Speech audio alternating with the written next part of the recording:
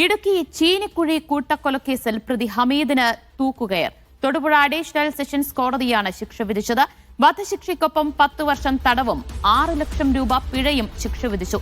ദൃക്സാക്ഷിയുടെ മൊഴി നിർണായകമായെന്നും പ്രോസിക്യൂഷന്റെ വാദം പൂർണ്ണമായും കോടതി അംഗീകരിച്ചുവെന്നും പ്രോസിക്യൂട്ടർ സുനിൽ മഹേശ്വരപിള്ള പറഞ്ഞു. വിധിയിൽ അപ്പീൽ പോകുമെന്ന് പ്രതിഭാഗം അഭിഭാഷകൻ അറിയിച്ചു.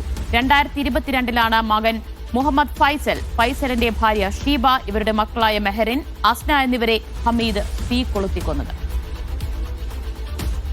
പ്രതി ഇത് കരുതിക്കൂട്ടി ചെയ്തു എന്ന് തെളിയിക്കുന്ന സാഹചര്യം, അതായത് സംഭവത്തിന് 2 ദിവസം മുമ്പ് പ്രതിയുടെ ജ്യേഷ്ഠൻ്റെ വീട്ടിൽ അദ്ദേഹത്തിൻ്റെ ബിലോങ്ങിങ്സ്, അദ്ദേഹത്തിൻ്റെ ഒരു 2,20,000 രൂപ ക്യാഷും പിന്നെ കുറേ രേഖകളും, അവയൊക്കെ അതിൽ 50,000 രൂപ അയാൾക്ക് കിട്ടാനുള്ള ഇതിന് ഒരാൾ കൊടുത്ത ചെക്ക് വരെ അവിടെ കൊണ്ട് സൂക്ഷിച്ചു.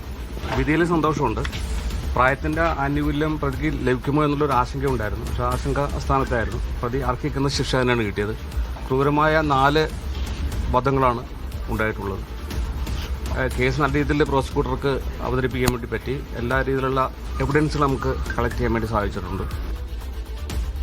മുഹമ്മദ് ആഷിഖ് വിവരങ്ങൾ നൽകും. ആഷിഖ്, സ്വത്ത് തട്ടിയെടുക്കാൻ വേണ്ടി 2 കുട്ടികളെ ഉൾപ്പെടെയാണ് ഹമീദ് കൊലപ്പെടുത്തിയത്. ആ ക്രൂരതയ്ക്ക് പരമാവധി ശിക്ഷ നൽകുകയായിരുന്നു കോടതി.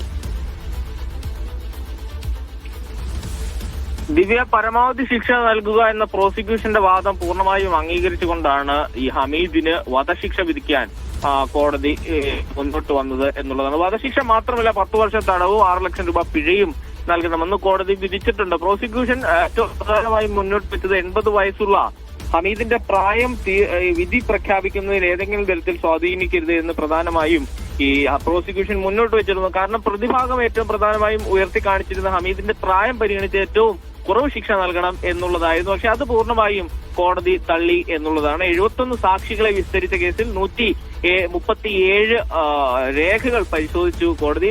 ഈ വാദപ്രതിവാദങ്ങളുടെ ഭാഗമായി ദിവസം വാദം കേട്ടതിന് ശേഷമാണ് ഒടുവിൽ ശിക്ഷാവിധിയിലേക്ക് കോടതി എത്തുന്നത് എന്നുള്ളതാണ്. 2022 മാർച്ച് 19 ഈ ക്രൂരമായ കൊലപാതകം നടക്കുന്നത്. ചീനിക്കുഴിയിലെ ഹമീദിന്റെ മകൻ ഫൈസലിന്റെ വീട്ടിൽ ഫൈസലും കുടുംബവും 2 കൊച്ചുമക്കളടക്കമുള്ളവർ ഉറങ്ങിക്കിടക്കവേ അവർക്ക് മുകളിലേക്ക് പെട്രോൾ ഒഴിച്ച ശേഷം തീ കൊളുത്തി അതിനുശേഷം ഹമീദ് രക്ഷപ്പെടുകയായിരുന്നു. ഈ സംഭവവുമായി ബന്ധപ്പെട്ട് നിരവധി സാക്ഷികൾ ഈ കേസിൽ നിർണായകമായ പങ്ക് വഹിച്ചു എന്ന് തന്നെ പറയാം. അതിൽ ഏറ്റവും പ്രധാനപ്പെട്ട സാക്ഷി എന്ന് പറയുന്നത് ഈ അപകട സമയത്ത് ഈ കുടുംബത്തെ രക്ഷിക്കാൻ വേണ്ടി വീട്ടിലേക്ക് എത്തിയ രാഹുലായിരുന്നു. രാഹുലിന്റെ മൊഴിയിൽ ഏറ്റവും പ്രധാനപ്പെട്ടത് രക്ഷപ്പെടാനുള്ള ഒരു സാധ്യതയും ഇല്ലാത്ത രീതിയിൽ ഇവരെ പൂട്ടിയിട്ടിരുന്നു, വീട്ടിന് പൂട്ടിയിട്ടിരുന്നു. കൂടാതെ തീ അണയ്ക്കാൻ ഒരു മാർഗവും ഇല്ലാത്ത രീതിയിൽ വെള്ളം വീട്ടിലെ ടാങ്കിലെ വെള്ളം പൂർണ്ണമായും ഒഴിച്ചിട്ടിരുന്നു എന്നും അടക്കമുള്ള പ്രധാനമായ മൊഴികളാണ് കേസിൽ നിർണായകമായത്. ഏതായാലും കേസിൽ ശിക്ഷാവിധി പറഞ്ഞിരിക്കുന്നു. അതേസമയം പ്രതിഭാഗം ഈ വിധിക്കെതിരെ ഹൈക്കോടതിയിൽ അപ്പീൽ പോകുമെന്നാണ് ഈ ഘട്ടത്തിൽ പറഞ്ഞിട്ടുള്ളത്. കേരളത്തിൽ നടത്തിയ ചീനിക്കുഴി കൂട്ടക്കൊലപാതക കേസിലാണ് പ്രതി ഹമീദിന് വധശിക്ഷ കോടതി വിധിച്ചത്. മുഹമ്മദ് ആഷിഖാണ് വിശദാംശങ്ങൾ നൽകിയത്.